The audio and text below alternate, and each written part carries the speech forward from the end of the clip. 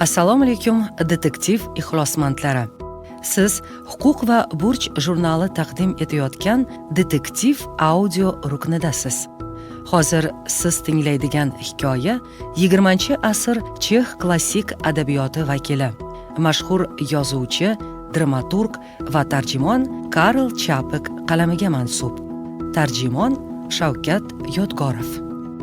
Yaxshilikni bilmagan odamlar.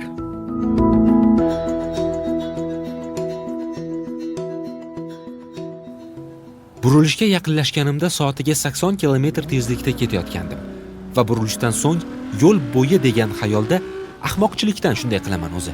Tezlikni sal pasaytirdim-da, burilishga uchib chiqdim.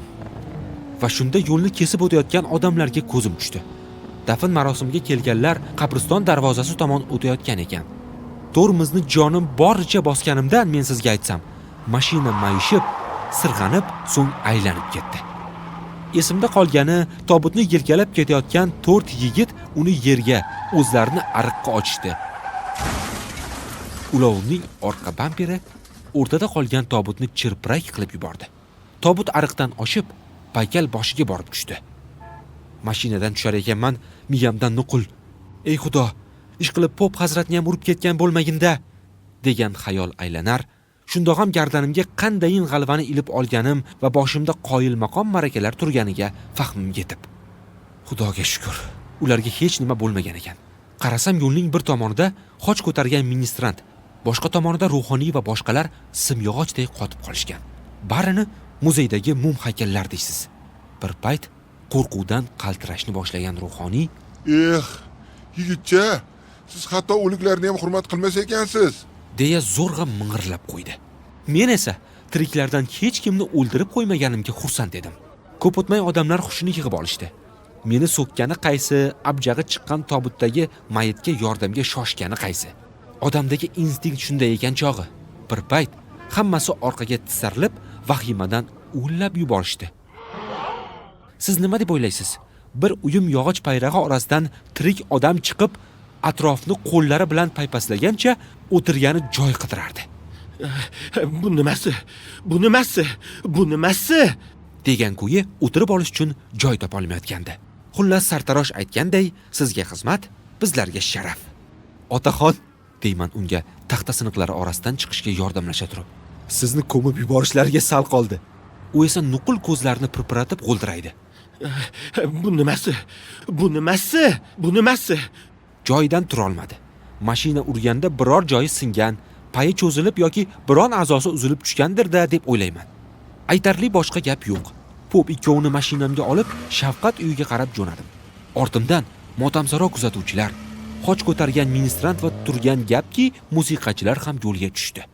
To'g'ri, musiqachilar cholg'ularni chalmas, sababi xizmat haq masalasi noma'lum qolayotgandi. Tobut uchun men to'layman, doktorga ham. Qolganiga esa tiriklayin ko'mib yuborishmagan uchun menga rahmat ayta qolarsiz, degancha uyimga jo'nadim. Rostini aytadigan bo'lsam, bari ortda qolgani va hech bir yomon narsa bo'lmaganiga xursand edim. Lekin hammasi shundan keyin boshlandi. Birinchi bo'lgan ish qishloq oqsoqolining menga nazokat bilan yozgan maktubi bo'ldi. Emishki, o'sha sobiq marhum Antonin Bartish deganlari pensiyaga chiqqan temir yo'l xizmatchisi bo'lib, oilasi anchayin faqir sanalarmish. Ular qariyani risoladagiday dafn etmoq uchun misqollab yiqqan pullarni sarf etishgan va endi mening ehtiyotsizligim sabab u qaytadan tirildi. Shu bois boboy vaqti kelib yana o'ladigan bo'lsa, dafn qilishga to'g'ri keladi va faqirlik sabab bu ularning imkoniyatidan tashqari emish. Shu boisdan men buzgan dafn marosimining xarajatlarini, xususan ruhoniy, musiqachilar, go'rkov va ma'raka ziyofatlari uchun ketgan pullarni to'lashim kerak emish. Keyin qariyaning advokatidan xat keldi.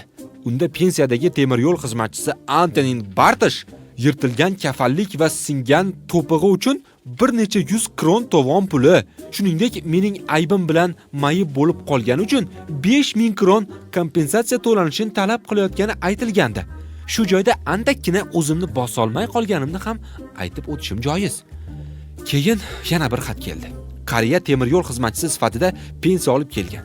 Omonatini topshirgandan so'ng esa turgan gapki, unga pensiya to'lash to'xtatilgan.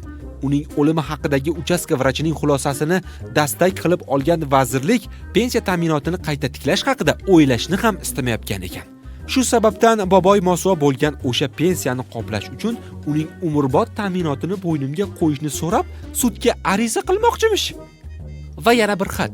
Qayta tiriltirganimdan buyon otaxonning unchalik tobi kelishmay turgani bois, uni yog'liroq taomlar bilan parvarishlash kerak emish. Va yana uni o'liklar orasidan qaytarib butunlay nogiron qilib qo'yibman. U endi u emasmish va hech nimaga yaramay qolganmish. Tinmay bir narsani takrorlaydi. Men o'zimning ishimni bajargan edim. Endi esa yana bir marta o'lib berishimga to'g'ri keladi.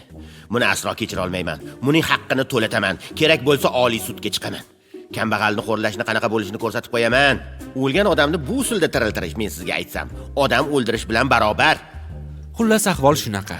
Hammasidan yomoni, o'sha paytda avtomashinam uchun sug'urta vaznosini to'lamagandim. Endi nima bo'ladi? Nima deb o'ylaysiz? Hammasini o'zim to'lashimga to'g'ri kelarmikin?